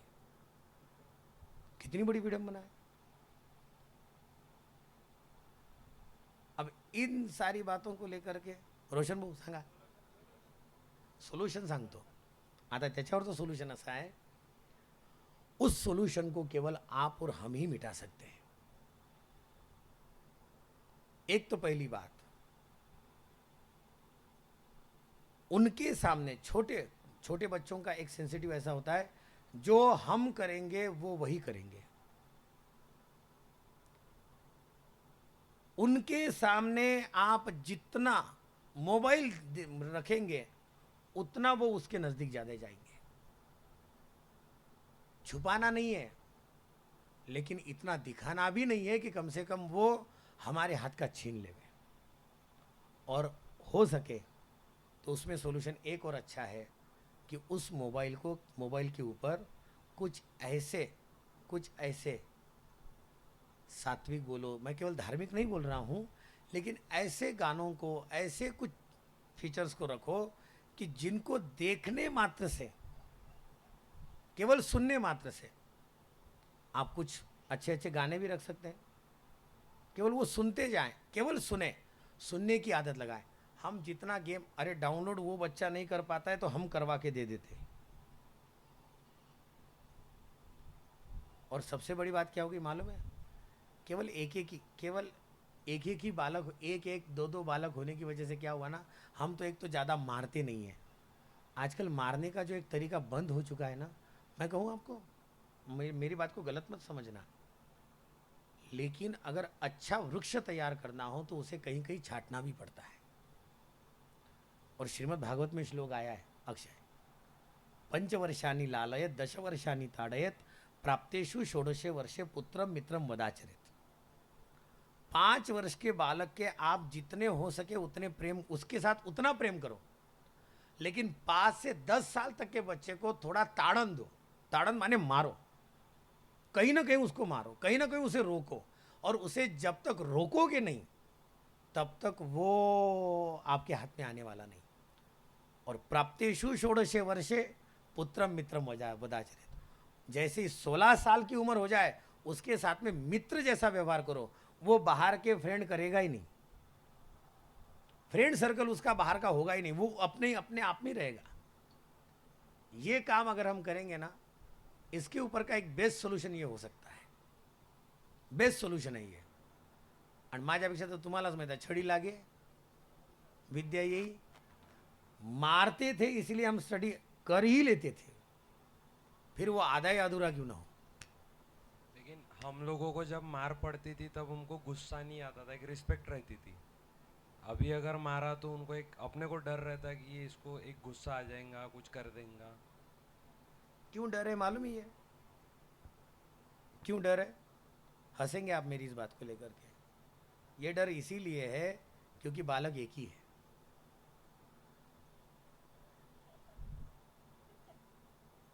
हाँ, 2 बालक रहे, 3। देखिए, मैं कोई आपको ये नहीं कह रहा हूँ, जनरेशन को लेकर के पहले कोई इतना ज़्यादा डर नहीं था। पहले माता पिता ऐसे मारते थे ना कि कम से कम कान के नीचे मारे बराबर वो बच्चा कम से कम 3 घंटे तक चुप, बोलता ही नहीं था, और उसके बाद में वो गलती करता भी नहीं था। पेरेंट्स तो मारने ही नहीं देते, लेकिन पेरेंट्स खुद भी अपने बच्चों को कहाँ मारते हैं आजकल। वो तो स्वतंत्रता के नाम पर स्वैराचार चल रहा है। नहीं, मैं इसमें एक मेरे स्कूल का किस्सा सुनाना चाहूँगा। तो हमारी एक मराठी टीचर थी, तो उनके पास 2 पेरेंट्स आए, बोले हा मुलगा आमचा ऐकतच नाही म्हणे। तो मराठी टीचरने इतना अच्छा उसको उत्तर दिया कि मुलगा तुमचाच आहे ना म्हणे, मग ऐकत कसं नाही। कैसा? उसका कारण वही है, क्योंकि वहीं पर ही कहीं बिगाड़ है, दोनों में कहीं ना कहीं बिगाड़ है, माता पिता में कहीं। उसका कारण है क्योंकि उसको तैयार नहीं किया गया वैसा। और एक सबसे बड़ी बात क्या है ना, सुनता नहीं है, सुनता नहीं है। सुनता नहीं है का मतलब क्या है मालूम है आपको? सुनता नहीं है, ऐकतच नहीं, सुनता नहीं, क्या मतलब है इसका? हम जो कहते हैं वो तो सुन ही लेते हैं ना। आजकल बच्चे इतने होशियार हो गए, अब मम्मी मम्मी झूठ बोल रही है, मैं सुनता नहीं, ऐसा थोड़ी, मेरे कान है, मैं सुनता हूँ। सुनने का अर्थ ये है कि मैं जो बोल रहा हूँ वो करता नहीं है। और मेरा सबसे बड़ा ऑब्जेक्शन यहाँ पर आता है, मैं जैसा कहूँ वैसा कर कर। बात सही है, लेकिन करता नहीं है तो गुस्सा आता है। अब बात ऐसी है, छोटे से बालक को गुस्सा आने का कारण है, मैं महात्मा गांधी का एक बात बोलूं आपको। महात्मा गांधी जी ने कहा कि मेरा एक बालक, उसने मुस्लिम धर्म स्वीकार किया, गांधी जी के। हाँ, उनके एक बेटे ने मुस्लिम धर्म को स्वीकार किया था। क्यों? कस्तूरबा जी जब गर्भवती थी उस समय पर महात्मा गांधी जी कुरान का अध्ययन कर रहे थे।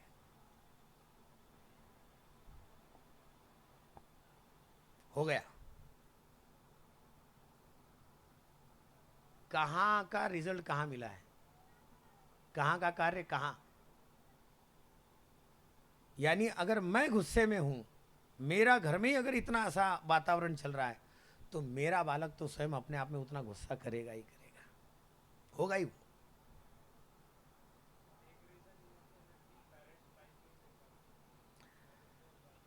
देखिए, एक बात तो मैं आपको बोलूँ, पेरेंट्स टाइम नहीं दे पाते, सबसे पहली। दूसरी बात, पेरेंट्स टाइम निकालते नहीं। ये तो निकालने के लिए पेरेंट्स के पास में समय है, समय निकल सकता है। आज भी अगर स्वयं काम करते करते हम 6 घंटा 7 घंटा काम करेंगे, लेकिन घर में आने के पश्चात भी अगर काम को हम घर पर ही लेकर के आएंगे, तो स्वयं हम अपने परिवार को और व्यवहार को थोड़ा अलग रखें। मैं आपको सच में बताऊं, मैं जरा एक अपनी निजी जीवन की बात बताता हूं। मैं घर में रहूंगा तो मैं महाराज बन के नहीं रह रहा। मैं आपके पास में अब यहाँ पर बैठा हूँ, मैं थोड़ा सा आपसे ये चर्चा वैसे कर रहा हूँ, लेकिन जब मैं घर में चला जाऊँ तो मैं उस समय पर कोई, हाँ हाँ, मैं उस समय पर मेरे माँ का बेटा ही हूँ, मैं उस समय पर मेरे भाई का भाई हूँ, उस समय पर मेरे बेटे को जो मुझे मुझे उसे देना है मैं उसको वही देने के लिए तैयार हूँ। मुझे ज़्यादा कुछ तो नहीं कहना, लेकिन मैं थोड़े थोड़े श्लोक बच्चों को पढ़ाने के लिए तैयारी में हूँ, क्योंकि मुझे लग रहा है कि मुझे वो उनको देना चाहिए। अब जो मुझे लग रहा है अगर उतना समय मैं उनको समय होने के बावजूद भी नहीं दूंगा तो हम समय निकाल नहीं पा रहे, और उसका कारण क्या है? कंपटीशन। बढ़ गए हम, और ऐसे लगे हुए हैं, कहाँ जा रहे हैं कुछ पता ही नहीं, विचार नहीं, एक तो उसके बारे में कोई विचार नहीं, रिजल्ट क्या आने वाला है वो पता नहीं, बस दौड़ रहे हैं। क्यों? क्योंकि सामने वाला हमारे बगल वाला भी दौड़ रहा है। इसलिए इस चर्चा को मैं और बढ़ाऊं या फिर कम रखूं? हाँ, एक सवाल है। सवाल बोलिए। मुझे पूछना था, जैसे वो महाभारत का आपने बताया कि गीता पढ़नी चाहिए, तो मैंने यहाँ आने से पहले ही शुरू किया है पढ़ना। तो मुझे एक सवाल था कि जैसे कुरुक्षेत्र में अर्जुन के पास में सारे सोर्सेस थे, उसके पास उसका टैलेंट था, इतने महान योद्धा थे, भगवान थे, लेकिन ये सब होने के बाद में भी अगर वो हार जाता तो मतलब जीतना ज़्यादा इम्पोर्टेंट है या कोशिश करना? कोशिश करना। और अगर वो हार जाता तो फिर आज जो हम इतने एग्जाम्पल्स देते हैं अर्जुन के, वो ग्रेट वॉरियर थे ऐसा, और अगर नहीं जीते थे तो? लेकिन एक बात हो जाती है, कम से कम उसने कोशिश तो की, कम से कम उसने कोशिश नहीं की, ये नेगेटिव थिंकिंग उसके बारे में नहीं आती थी, आती नहीं थी, लेकिन उसने आज कोशिश की। और एक बात ध्यान में रखना, कोशिश करने वाले की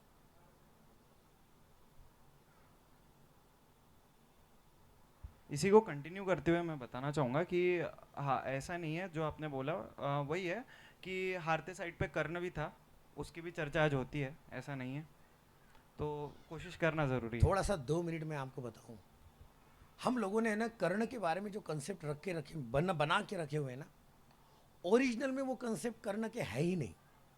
प्लीज, मैं आपको कर्ण का कैरेक्टर अगर आपको मैं बताऊंगा, आज हमने क्या है ना कर्ण को बारे में ऐसा पढ़ के रखा हुआ है कि वो इतना दानवीर था, इतना वो कुछ था, वो इतना पुरुषार्थी था। मैं उसके विरोध में हूं, ये मेरी विचारधारा नहीं है। ये मेरी विचारधारा क्यों है मैं आपको सच में बताऊं। मैं आपको एक सच में एक उदाहरण देना चाहता हूं, केवल एक उदाहरण देता हूं। मेरे पास में एक ऐसी वस्तु है, एज ए एग्जाम्पल, उस वस्तु को जैसे आप जानते हैं वजन रखने वाला होता था ना पहले, अभी आजकल नहीं, एक आजकल तो ज़रा मॉडर्न आया हुआ है, लेकिन स्टेट स्टैंड पर जुने समय में, पुराने समय में, थोड़ा सा एक 8-10 साल पहले, 15 साल पहले, बस स्टैंड के ऊपर एक कॉइन बॉक्स रहता था, उसमें वजन गिना जाता था। अब मैं एक सच में बताऊं, उसकी कार्ड इतनी चिट्ठी निकलती थी, पुट्ठी इतनी, उसमें वजन छोटा सा लिखा हुआ रहता था, आपका इतना वजन है। वो वजन कब बताता था? पैसे डालते थे, 1 रुपया डालते थे, उसके बाद में वजन बताता था। अब जब तक पैसे नहीं डालते तब तक वो वजन बताता नहीं। आपको मालूम है कर्ण के पास में जो कवच थे, कुंडल कवच थे ना, जिसको उसने निकाल करके दे दिए थे फिर आखिरी में, आपको मालूम है वो कवच कर्ण को मिले, लेकिन ऐसे नहीं मिले थे। कर्ण को वो कवच मिलते समय पर ऐसा उसके पीछे वरदान था, उसको वरदान था कि ये कवच और ये कवच और ये कुंडल तब तक तेरी रक्षा करेंगे जब तक तू दान नहीं करता जाएगा। यानी तू दान करेगा तो ये कवच उतने पावरफुल रहेंगे। यानी उस डिब्बे में पैसे डालते जाएगा तो ही तुझे वजन मिलेगा, नहीं तो तुझे वजन मिलने वाला नहीं है। परिणाम क्या हुआ मालूम है? जब तक उसके पास में वो दान इसीलिए करता था क्योंकि उसे अपने आप को मरना नहीं था, अपने आप को खोने नहीं देना था। उसकी दान करने की बात थी। अच्छा, आप कहते हैं कि शूर था, शूर वूर कुछ नहीं था। उसने मैत्री के यानी फ्रेंडशिप के जो रूल्स होते हैं वो फॉलो किए। उसने दुर्योधन के बुरे समय में भी उसके साथ में रहा। बुरे समय में वो कहाँ साथ में रहा, मुझे कोई केवल क्लियर कर दे। मैं आपको बताऊं, बुरे समय में दुर्योधन को 2 बार उसने अकेला छोड़कर चला गया। 2 बार अकेला छोड़ करके चला गया। कर्ण एज अ योद्धा के रूप में श्रेष्ठ है, थोड़ा 2 मिनट के लिए सर्वश्रेष्ठ भी है, लेकिन सर्वतोपरि नहीं है जितना अर्जुन है।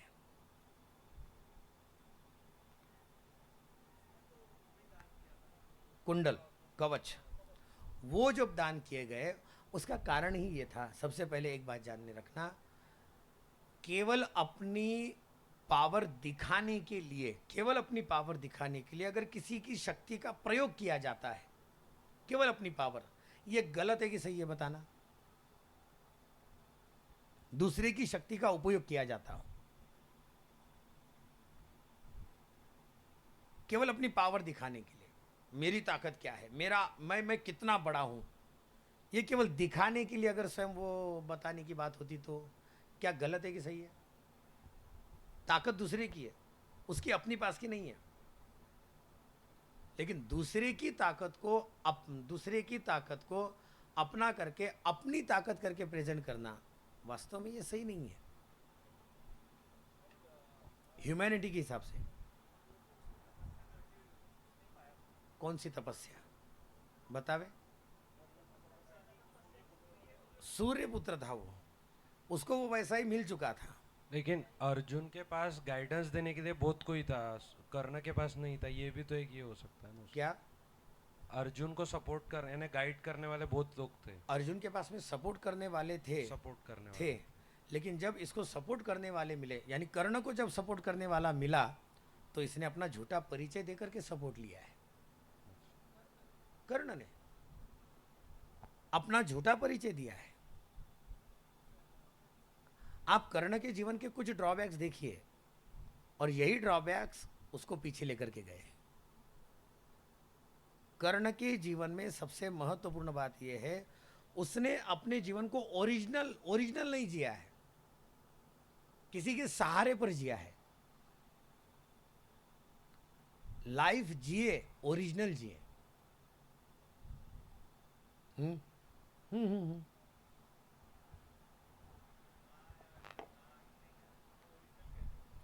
मैं आपको बताऊं, प्रतिकूलता में भी जीने वाला एक योद्धा उस समय पर था, एकलव्य। ओरिजिनल में जिया, अपनी ओरिजिनलिटी में जिया। उसके पास द्रोणाचार्य भी नहीं थे, उसने द्रोणाचार्य की मूर्ति बना करके, मैं आपको सच में बताऊं, अगर केवल एकलव्य का अंगूठा नहीं मांगा होता ना तो सर्वश्रेष्ठ योद्धा एकलव्य कहलाता। आप जानेंगे किसने? वो अभिमन्यु है। चलिए, मुझे पूछना था कि जो हमारी जनरेशन है, जैसे मैं अभी कॉलेज वगैरह देख रही हूँ, तो हम मतलब हमारे इसमें भी इतनी अलग अलग धारणाएं बना के रखी है।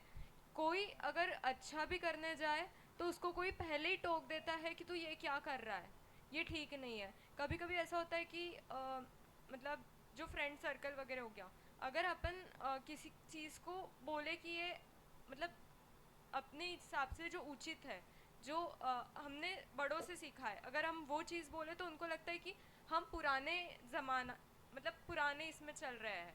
तो ये ऐसा क्यों होता है? एक तो बात क्या है ना कि उनको जिस बात का ज्ञान नहीं है, एक तो सबसे पहली बात यह है कि उनको उस बात का कोई ज़्यादा नॉलेज नहीं है, और एकदम से उनके सामने जब वो बात आती है ना, तब वो एकदम सोचते हैं कि ये तो सब ओल्ड जनरेशन का चल रहा है। एक तो उनके पास में उसका ज्ञान अधूरा है, इसलिए उसे स्वीकार करना नहीं चाहते, और दूसरा किसी किसी के पास में उसका ज्ञान होने के बावजूद भी वो स्वीकार करना नहीं चाहता। ये निगेटिविटी फैलाने वाली चीज़ें हैं।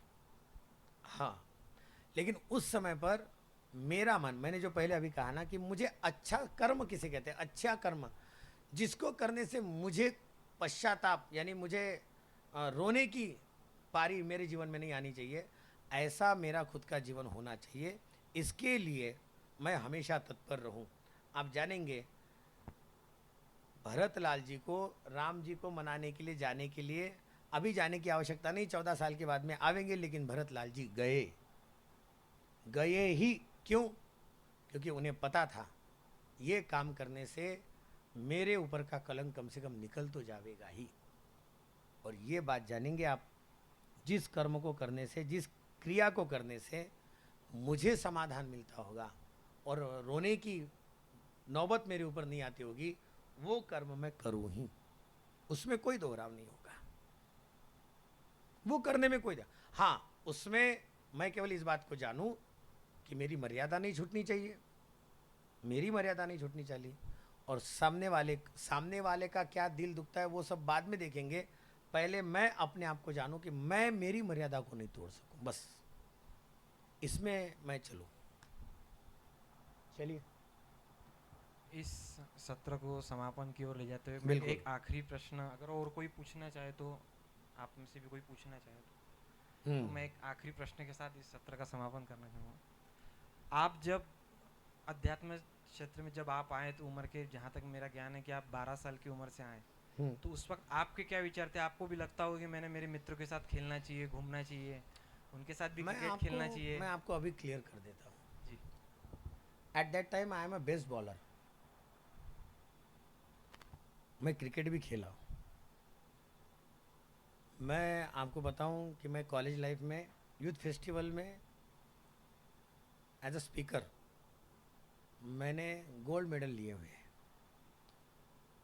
रामचरितमानस में अयोध्या में जाने के पश्चात तो मैं और जो कुछ भी हुआ तो हुआ, लेकिन मैं आपको सच में बताऊं, मैंने यानी दास ने अपने खुद के जीवन में जो खुशी मेरे मन को, यानी जब मैंने पहली बार चातुर्मास जब होता है, यानी अब जो लगेगा गुरु पूर्णिमा के पश्चात, तो मैं शिविर में जाता था और उसी समय पर मैं गुलाबराव महाराज के मंदिर में रहा।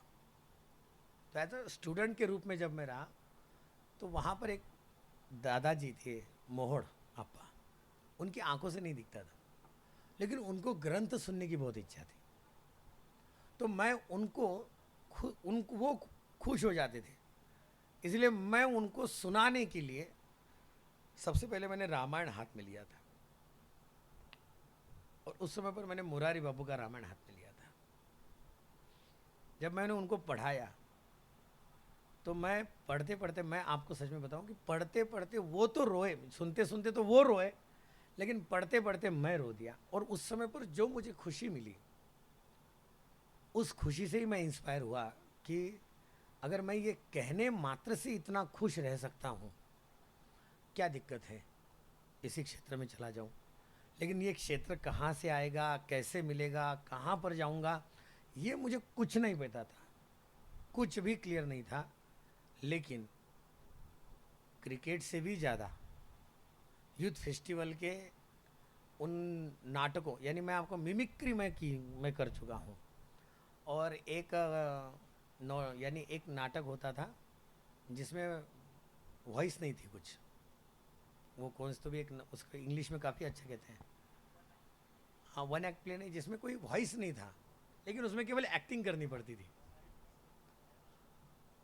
हाँ हाँ, केवल एक ऐसा ही करना। मेरे पास में आज भी वो कटिंग्स है कि यवतमाल के पेपरों में जब हमारी वो कटिंग वगैरह आई थी, मैं बहुत खुश हुआ था। लेकिन चौगुना खुशी मुझे केवल एक अकेले वो दादाजी को वो सुनाते समय पर जो मिली, मुझे लगता है कि वही खुशी मैं आज भी कथा में लेकर के अनुभवित कर रहा हूँ। तो जो मेरा अंतर मन का जो आनंद है, जो खुशी है, वो कंटिन्यू मुझे इसमें ज़्यादा मिल रही है। बस मैं उसी को लेकर के खुश हूँ। और आपको मैं सच में बताऊँ, मुझे विरोध भी हुआ था इस बारे में कि तू कहाँ अयोध्या जा रहा है और क्या कुछ ये सब कुछ कर रहा है। परिवार में ही कुछ एक बार विरोध हुआ था उस बारे में, लेकिन मैंने उस विरोध को समय दिया। और एक बात ध्यान में रखना, मैं आप सबसे एक बात और मेरा खुद का एक्सपीरियंस करके बता दूं, आपके किसी काम को अगर परिवार से भी विरोध होता हो तो उसे समय दो, उसको विरोध मत करो। उसको विरोध करने जाओगे तो बात और ज़्यादा बिगड़ेगी। कभी कभी ऐसे विरोध को समय दीजिए, वो अपने आप में शांत हो जाता है। सिर्फ एक काम कीजिए, आप उनको समय दीजिए और अपना रिजल्ट तैयार रखिए। हो गया। ये 2 काम अगर हम कर लें तो हमें अपने आप से जो आनंद मिलता है, हम अपने आनंद से दूर नहीं जाएंगे, हम अपने आनंद में जी सकेंगे। ये काम हो सकता है। इसलिए मैं अकेले आज भी बैठता हूँ तो मैं अपने आनंद में हूँ, इस बात का कॉन्फिडेंस लेकर के जी रहा हूँ। और अपने साथ में बहुत जो कुछ आ रहे हैं वो भी अपने आप में ले रहे हैं, बस इतना है। वैसे बहुत सामान्य हूँ, कोई इतना प्रभावी नहीं, कोई इतना, हाँ प्रभावी बनना भी नहीं है। मैं आपको सच में बताऊँ, प्रभावी बन जाऊँ तो जनता जनार्दन ही नहीं छोड़ेगी। हो सके तो प्रभु भावित बन जाऊँ, बहुत अच्छा हो जाएगा। इतना काम जीवन में हो जाए, बस बेड़ा पार। चलिए। इस सत्र के लिए वैसे तो मैं धन्यवाद तो नहीं कहूँगा, क्योंकि एक मित्र एक दूसरे मित्र को धन्यवाद तो नहीं बस। कहता है। मैं इसी भाव के साथ में इस सभा के लिए आपको कहूँगा कि इसके बाद भी कभी जब हम कभी मिलें तो इस ऐसे ही सत्र की हम और मैं तो अपेक्षा अपेक्षा करते हैं इसी कि बात की लेकर के जरूर और होते हैं। चलूँगा कि ऐसे सत्र, आपको मैं सच में बताऊँ, अपने इस सेशन का एक परिणाम जो आज दोपहर को ही मुझे 2:30 बजे मिला है। जी ब्राह्मणवाड़ा थड़ी के हमारे कुछ बच्चों ने जैसे इस सेशन को सुना और वो पॉम्पलेट पढ़ा, 3 बच्चों ने मुझे उसका इनविटेशन दे भी दिया है। जी बहुत बढ़िया। तो मुझे ऐसा लगता है कि ऐसे सेशन और अच्छे बढ़े, कीर्तन भी होते रहे, कथाएं भी होती रहे, लेकिन इन कथाओं में जैसे ये सेशन हो जाए जी, तो बहुत अच्छा एक कहीं कहीं कंसेप्ट क्लियर हो सकता है। क्योंकि हम बहुत ज़्यादा डिस्ट्रक्शन की ओर जा रहे हैं। हम हमारे धर्म को लेकर के डिस्ट्रैक्ट हो रहे हैं, कर्म को लेकर के चल रहे हैं। तो ये तो काम होना चाहिए। और दास का प्रयास रहेगा, दास कथाओं को भी इसी भाव से व्यक्त करना चाह रहा है। मैं आपको केवल आध्यात्मिकता की ओर लेके जा रहा हूँ, ऐसा नहीं। मैं केवल दास इस बात को भी लेकर के, और मेरे पूज्य गुरुदेव का ये मानस है। आप जानेंगे, मैनेजमेंट गुरु श्री कृष्ण है, मैनेजमेंट थ्योरी देने वाले छत्रपति शिवाजी महाराज है। इन विषयों को लेकर के 3-3 दिवस के चर्चा सत्र सीए लोग उनका सुन रहे हैं। कल से, यानी कल की 31 है, परसों 1 और 2 तारीख को अमरावती में मैनेजमेंट ऑफ शिवाजी महाराज, इस बात को लेकर के 2 दिन के चर्चा सत्र, जैसे हमने ये सेशन किया वैसा 1.5 से पौने 2 घंटे का एक सेशन पूज्य गुरुदेव का भी स्वयं अमरावती में होने वाला है, जिसको सीए एसोसिएशन ने वहाँ के पूरा का पूरा आयोजित किया हुआ है। वो भी बहुत सुनने लायक है। और परसों मैं उसी आयोजन का एक हिस्सा बनने वाला हूँ। चलिए, जय Shri Krishna. Thank you very much.